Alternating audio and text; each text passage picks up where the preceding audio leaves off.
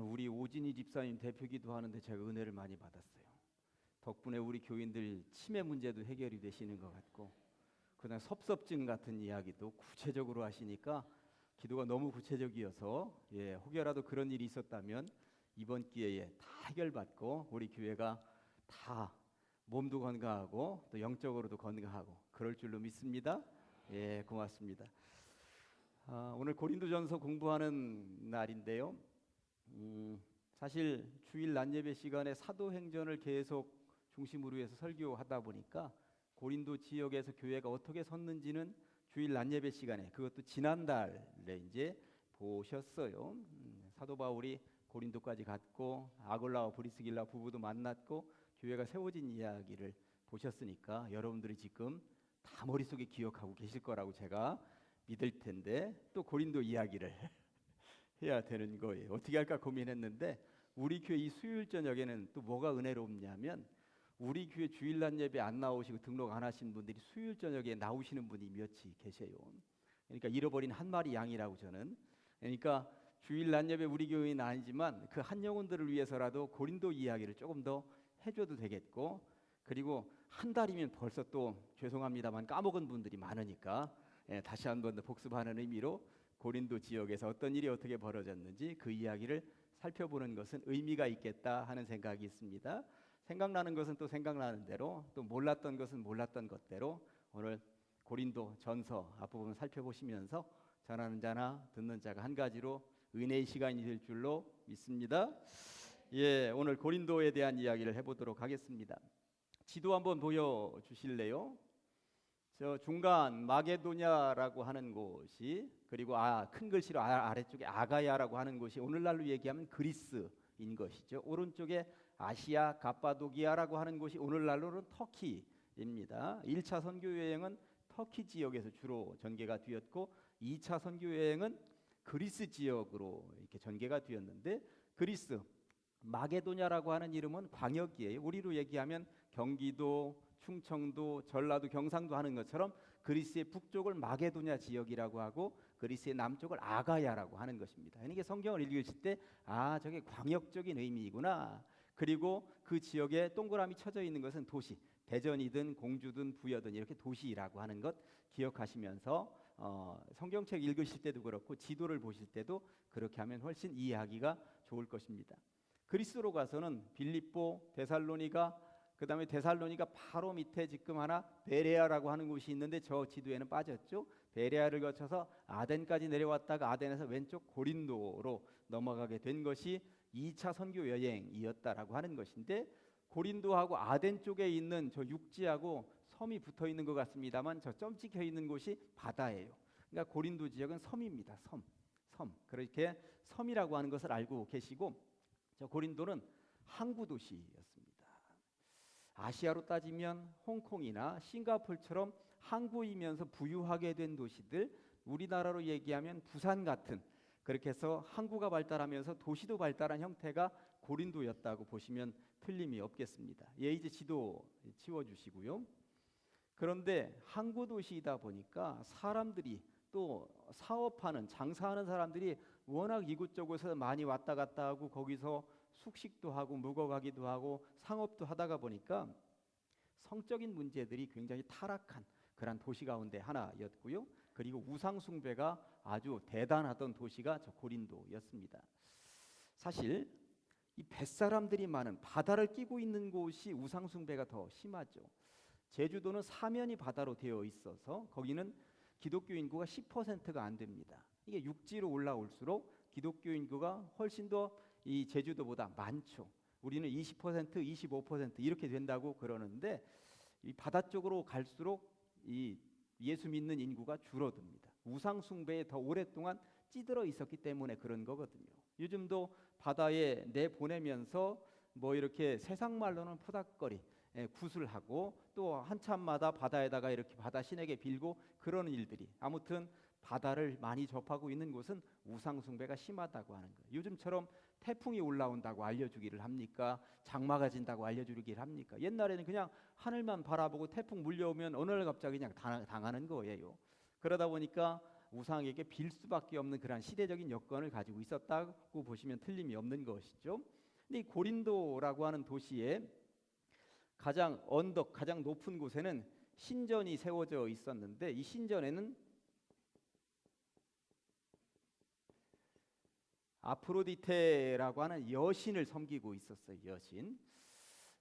이스라엘 백성들이 출애굽을 한 이후에 가나안 땅에 정착을 하면서 모세도 그렇고 여호수아도 그렇고 가장 이스라엘 백성들이 가나안 땅에 정착을 하면서 가장 염려가 되는 것이 뭐였냐 하면 우상 숭배였습니다. 우상 숭배. 이 애굽 땅에는 그렇지 않았는데 가나안 땅을 당시 점령하고 있었던 우상의 이름이 바알이었어요. 그런데 바알은 남자 신이었는데 여자 신도 있었어요. 바알과 짝꿍을 이루는 여자 신이 성경에는 계속 등장하는데 여자 신의 이름이 뭐였을까요? 혹시 아스다롯. 또 이것이 아세라라고 하는 이름으로도 간혹 등장을 합니다. 똑같은 이름이에요. 그러니까 바알과 아세라, 바알과 아스다롯이라고 하는 말이 구약 성경에는 계속 등장을 합니다. 물론 바알만 나올 때도 있고 아스다롯만 나올 때도 있지만 거의 이게 묶어서 다닙니다. 신적으로, 우상적으로 이들이 부부이거든요. 부부예요. 그런데 이 아스다롯이라고 하는 말이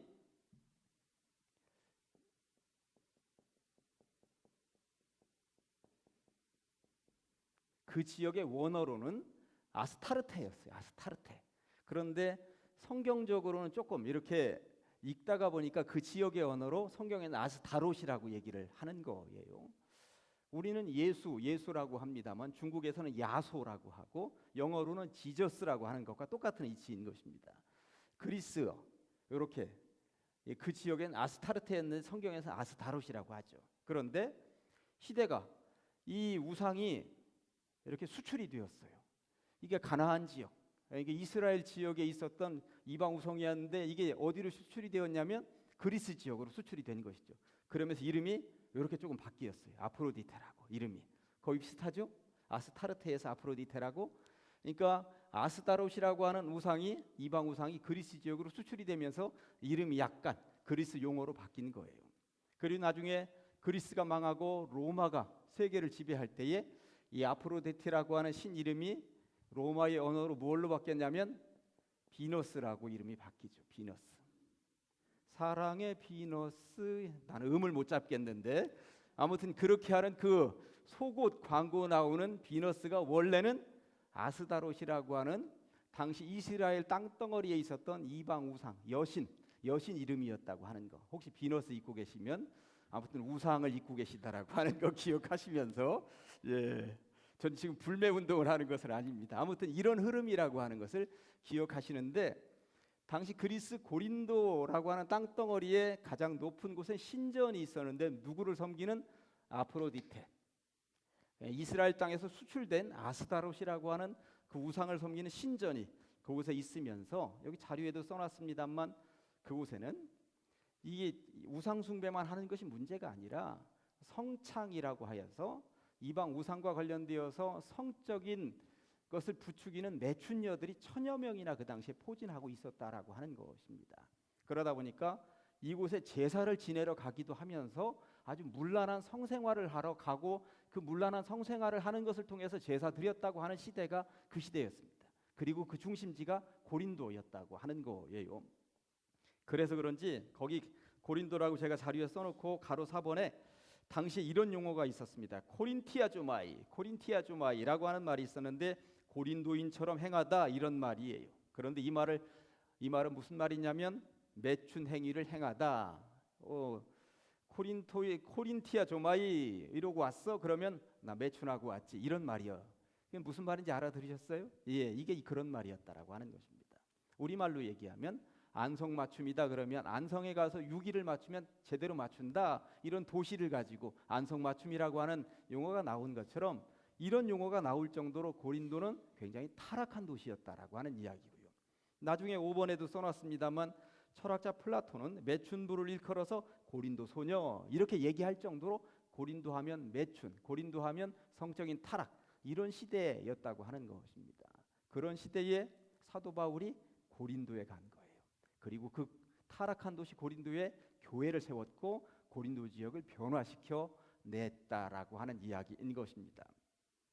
고린도 교회가 어떻게 섰는지에 대한 이야기는 설교 시간에도 그리고 몇 년 전에 고린도 전서 성경 맥잡기 시간에도 말씀을 드렸습니다만 그래도 다시 한 번 더 살펴봅니다. 아까도 지도를 보면서 말씀을 드렸습니다만 2차 선교 여행을 할 때에 처음으로 고린도라고 하는 도시에 방문을 하게 됐죠. 빌립보, 데살로니가, 베레아, 아덴, 고린도 이런 흐름을 가지고 있습니다. 사실 고린도에 처음 도착을 했을 때 그래도 지도를 한번 다시 보여주실래요? 예, 지도를 한번 보여주세요. 예, 저 고린도에 도착을 했을 때 참 이 사도 바울로서는 난감한 여러 가지가 있었는데 선교팀하고 뿔뿔이 흩어졌잖아요. 지금 저 도시에는 안 나와 있습니다만 데살로니가보다 바로 밑에 있는 베레아에서 급하게 도망치다가 보니까 혼자만 배 타고 아덴까지 배 타고 멀찍이 내려온 거예요. 그러니까 다른 사람들은 전부 다 베레아, 데살로니가 지역에 남겨놓고 내려왔다라고 하는 것입니다. 그 다른 선교팀이라고 해봤자 디모데하고 실라이겠습니다만 그러니 이쪽으로 내려오면서 굉장히 곤란한 상태, 풍찬 노숙을 하는 상태, 먹을 것이 없어서 풀뿌리 캐먹고 이 풀 뭐 뜯어먹던 시대, 돈이 없어가지고 어찌할 줄을 알지 못하던 시대, 그런 시대에 지금 고린도에 도착을 하게 된 것이죠.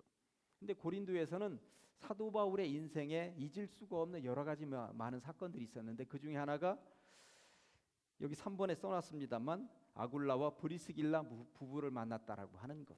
그곳에서 평생 잊을 수가 없는 후원자 동역자 아굴라 브리스길라 부부를 만났다고 하는 것. 직업이 같았어요. 직업이 뭐였죠? 예, 천막 만드는 기술. 다 가지고 있었고 천막 만드는 일을 하고 있었다. 제가 한 달 전에 설교하면서 이 고린도에 정착한 아굴라와 브리스길라 부부가 그 당시 떼돈을 벌 수밖에 없었던 이유에 대해서 설교 시간에 설명을 드렸습니다. 원래 터키 사람이었는데 로마에까지 가서 사업을 하면서 돈을 벌고 있다가 로마에서 유대인들의 분쟁이 일어나니까 로마에서 쫓겨난 것이 다 나가라. 로마 황제가 유대인들은 다 나가라.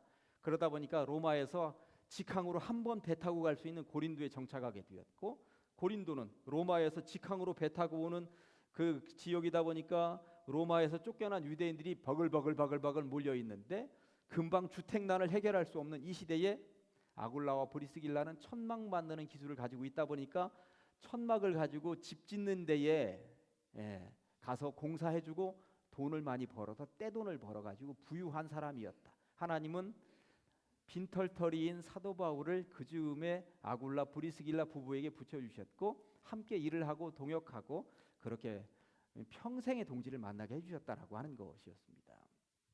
이후에 사도 바울이 가는 곳곳마다 가고 사도 바울의 마지막까지 지켜준 사람이 아굴라와 브리스길라 부부였는데 이 고린도에서 만나게 되었다고 하는 이야기 말씀을 드렸죠.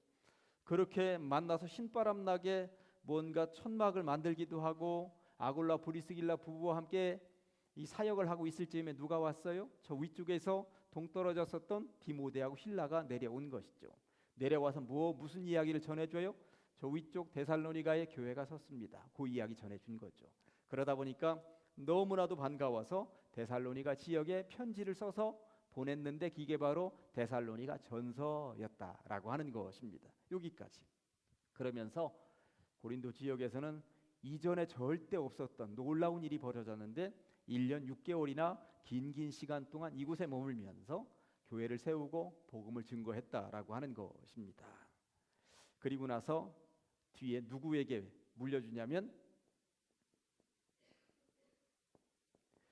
아볼로라고 하는 사람에게 교회를 물려주고 떠나죠.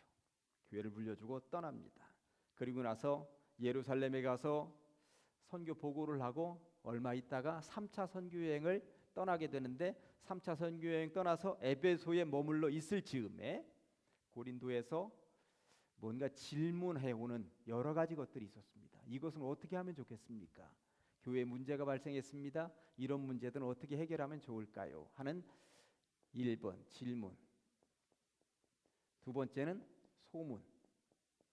공식적인 편지로 질문해 온 것이 있었고, 그리고 고린도 지역의 교회가 이러저러한 일들이 있다더라 들은 소문도 있었고, 이 두 가지에 대한 명쾌한 해답을 가지고 있는 책이 고린도 전서다라고 하는 것입니다. 이런 배경을 가지고 고린도전서 3번에 구분되어져 있죠. 예. 1장 1절부터 9절까지는 인사말입니다. 편지의 서두, 이러저러하고 이렇게 잘 지내고 있습니다. 당신들도 잘 지내고 있습니까? 서두한 다음에 1번부터 9번까지 제가 동그라미로 해놨습니다만 이게 다 문제입니다. 고린도에는 이렇게 많은 문제들이 있었다라고 하는 거예요.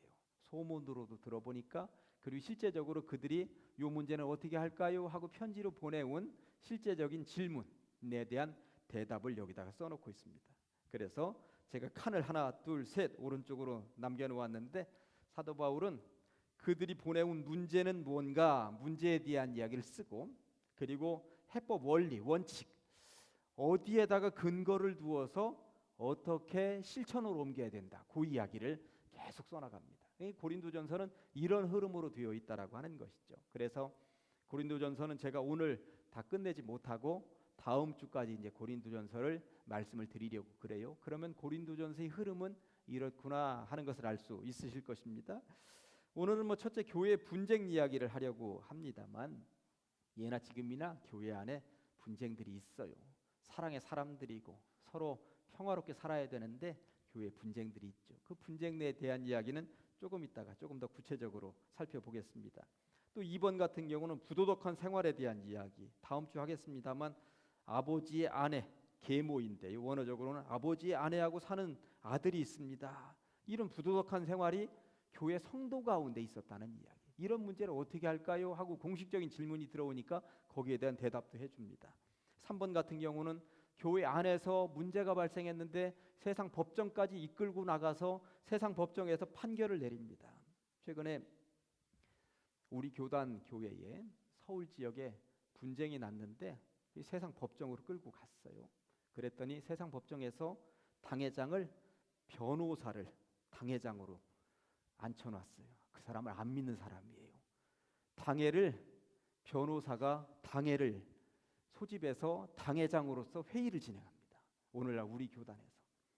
그래서 이게 너무나도 부끄럽고, 그러니 교회 상황을 모르죠. 교회 법도 모르죠. 이 모르는데 그냥 세상적인 지식으로만 회의를 진행하고 판결을 내리는 일이 우리 교단에서 지금 벌어지고 있습니다. 성경에 세상 법정에 끌고 가지 마라, 이게 얼마나 창피한 일이냐 하는데, 이런 이야기를 다음 주에 해보도록 하겠습니다. 오늘은 교회 분쟁 이야기만 잠깐 언급을 하고 마무리하도록 하겠습니다. 고린도 교회에는 1대 목회자 바울, 2대 목회자 아볼로예요. 아볼로. 바울은 굉장히 열정적인 사람이었습니다. 그런데 바울은 정말 열정적으로 복음을 증거하고 그리고 교회를 세우고, 뭐 하여튼 자기 굶주리더라도 교회 세우는 일, 성도 먹이는 일에는 애쓰고 수고한 사람이었는데, 바울에게 딱 하나 단점이 있었는데 뭐예요? 세상 말로는 말빨이 없었다고 하는 거. 설교 시간에 한번 말씀을 드렸어요. 이 스피치가 안 되는 거예요. 스피치가. 그러니까 아는 것은 많은데 전달 능력이 조금 부족한 사람이었어요. 그런데 이 아볼로는 성경 이곳저곳에서 스피치가 대단한 사람으로 알려져 있습니다. 정말 이 아볼로가 성경, 신구약 성경을 통틀어서 가장 말빨이 센 사람 1, 2, 3순위 안에 들을 사람이 아볼로였습니다. 그러다 보니까 이 고린도 교회에 바울은 물러가고 아볼로가 들어오니까 사람들은 뒤에서 뭐라고 하겠습니까? 바울보다 아볼로 설교는 참 좋지? 이런 일들이 있는 거예요. 왜 안 그렇겠습니까? 저도 교회에 왔는데 담임 목사가 된 지 1년인가 2년 됐는데, 교회에 이제 새로 오신 분이 원로 목사님 설교하신 날 뒤 나가면서 당장 그러다, 목사님은 아직 멀었어요. 저한테 그러더니 목사님 아직 멀었어요. 그러고 하더라고요. 웃으면서 얘기했어요. 웃으면서. 그러니까 누구나 다 비교할 수 있다라고 하는 것입니다. 원로 목사님하고 후임 목사를 당연히 이 모양 저 모양 비교할 수 있는데, 이게 교회를 갈라놓는 수준까지 가게 되었다라고 하는 것이 문제인 것이죠.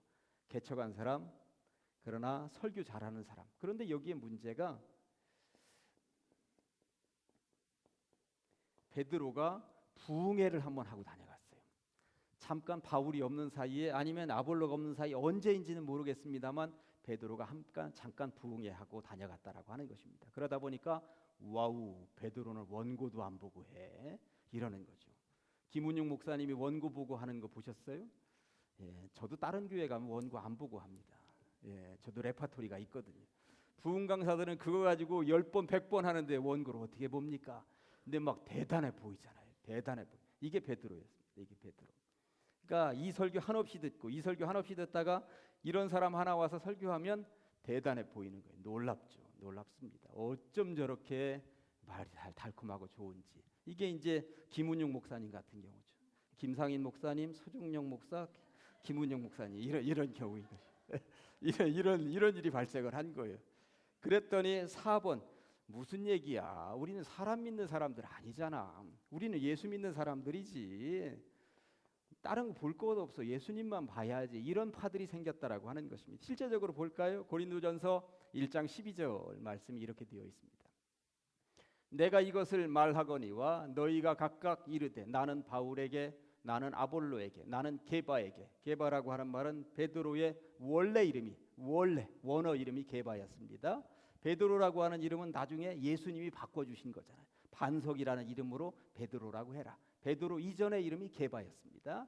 나는 게바에게, 나는 그리스도에게 속한 자라 한다는 것이니 하면서 나는 바울파야, 나는 아볼로파야, 나는 게바파야, 나는 그리스도파야, 그러면서 서로 투닥대고 있었다라고 하는 이야기인 것입니다. 사도 바울이 이 얘기를 듣고 너무나도 마음이 아팠다라고 하는 것이죠. 잠깐 한두 마디 이야기를 주고받거나 그냥 그래 그쪽에서 은혜 받았구나, 나는 이쪽에서 은혜 받았어, 이런 정도만 끝이고 말았으면 됐는데 이게 서로 분쟁의 요소가 되고 있었다라고 하는 것이죠. 예를 들면 여당과 야당 싸우는 문제를 대해서 조국을 어떻게 할 것인가에 대해서 교회에 오면 싸우다 보면 서로 싸움이 되고 분쟁이 되고 얼굴 붉혀지고 티격태격되고 그 수준까지 여기가 갔다라고 하는 이야기인 것입니다. 예.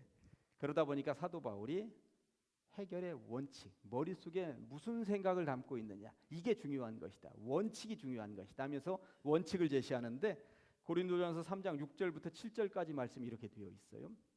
나는 심었고, 나는 누구냐면 바울, 나는 그냥 심었을 뿐이고 아볼로는 물을 주었으되, 뒤에 온 아볼로는 물을 주고, 나는 심었고 아볼로는 물을 주면서 길렀다.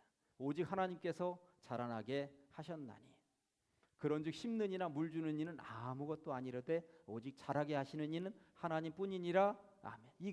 이 원칙 가지고 교회를 바라봐야지. 이 원칙 가지고 이 교회 목회자를 바라봐야지. 이 사람이 먼저 눈에 보이고 사람 누구 파냐 이러면 하나님의 영광 가리고 하나님을 망령때 일컫는 것이 되는 것이니 하나님이 사라지면 안 된다. 하나님이 더 위에 있어야 된다라고 하는 이야기. 이게 원칙이다. 이게 원칙이다라고 하는 것이죠. 그러면서 다른 원칙 하나를 더 말씀을 하고 있는데 고린도전서 4장 1절과 2절 말씀이 이렇습니다.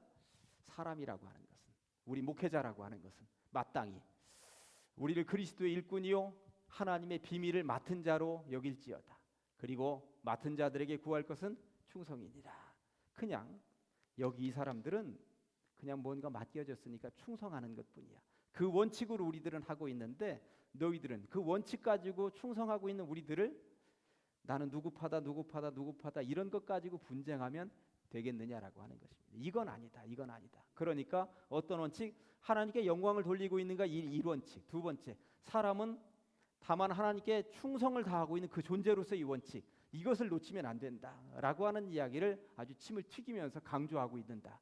그러니까 문제가 있으면 해법의 원리가 무엇인가, 어떤 원칙으로 머릿속에 담고 있어야 되는가, 그 이야기를 하고 그럼 이제 어떻게 살아야 되는가 정답을 제시합니다. 물론 오늘 본문에는 정답이 더 앞부분에 있었습니다만 고린도전서 1장 10절 말씀이 이렇습니다. 정답이죠.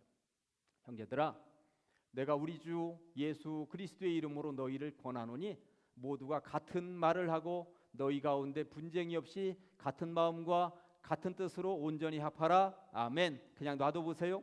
가장 많이 등장하는 단어 하나 있습니다. 뭘까요? 같은이죠. 같은. 3번이나 나옵니다. 같은 말을 하고 또 같은 마음과 같은 뜻으로, 같은. 이게 얼마나 좋은 말일까? 함께라는 말, 그런 말과 똑같이 같은 마음을 품고 있어야 되는데 세상적인 것으로 서로 분쟁하며 나뉘어 있으니 이게 말이 되겠느냐라고 하는 이야기를 하고 있는 것입니다. 우리 교회에서도 마찬가지입니다. 우리 아까 대표 기도자 얘기했습니다만 때로 섭섭증 걸리면 서운해지기 시작을 하고 그러면 뒤는 틀어져 버리는 거죠. 그런 병 걸리지 마시고 그냥 교회 안에서 우리들은 다 같이 충성하는 사람들이니 이 사람은 이 모양으로 충성하고 저 사람은 저 모양으로 충성하고 다 충성하겠다고 모인 사람들이니 충성하는 모습 그대로 받으면서 하나님 앞에 영광 돌리면서 살아가는 그러한 교회가 복되고 아름다운 교회인 줄로 믿습니다. 아무튼 같은 마음을 가지고 같은 뜻을 가지고 함께 이 길을, 이 좋은 길 함께 걸어가시면 좋겠습니다. 오늘의 말씀 고린도전서 3장 6절과 7절입니다. 두 번 하십니다. 시작. 나는 심었고 아볼로는 물을 주었으되 오직 하나님께서 자라나게 하셨나니 그런즉 심는 이나 물 주는 이는 아무것도 아니로되 오직 자라게 하시는 이는 하나님뿐이니라. 나는 심었고 아볼로는 물을 주었으되 오직 하나님께서 자라나게 하셨나니 그런즉 심는 이나 물 주는 이는 아무것도 아니로되 오직 자라게 하시는 이는 하나님뿐이니라. 아멘. 기도하십니다. 하나님의 은혜를 감사합니다. 하나님께서 이 밤에 우리를 불러 주시옵시고 고린도 교회가 어떻게 세워졌는지, 고린도 교회 문제를 사도 바울이 어떻게 해결해 나가고 있는지 살펴보게 하시니 감사합니다. 이 교회를 하나님께서 세우셨고 우리에게 충성을 다하며 맡겨주셨습니다. 일하게 하여 주시옵시고 우리는 심고 우리가 물을 주되 하나님께서 자라나게 하셔서 크게 부흥하며 성장하는 교회가 될 수 있도록 하여 주시옵소서. 우리 교회에도 문제가 있습니까? 한 마음을 품게 하시고 한 뜻을 가지고 함께 걸어갈 수 있는 주의 백성들 되게 하여 주시옵소서. 예수님의 이름으로 기도합니다. 아멘.